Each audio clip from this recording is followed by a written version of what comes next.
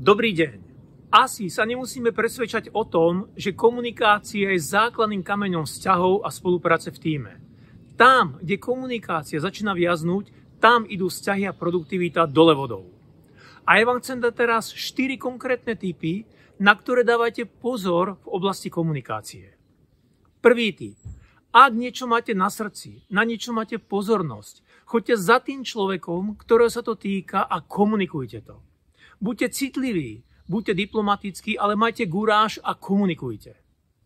Druhý tip.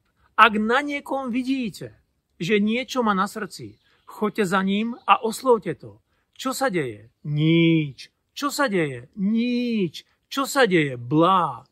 A keď vám to povie, znova máte slobodnú komunikáciu. Tretí tip.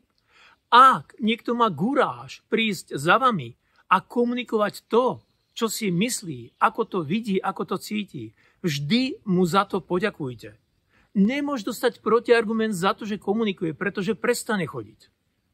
A štvrtý môj tip, silný tip, robte masívnu propagáciu tomu, že komunikácia k vám je bezpečná. To znamená, ak príde človek za vami, nedostane do nosa za to, že komunikuje to, čo má na srdci. Ak budete tieto 4 typy chrániť, vaše vzťahy budú oveľa lepšie. Držím palce.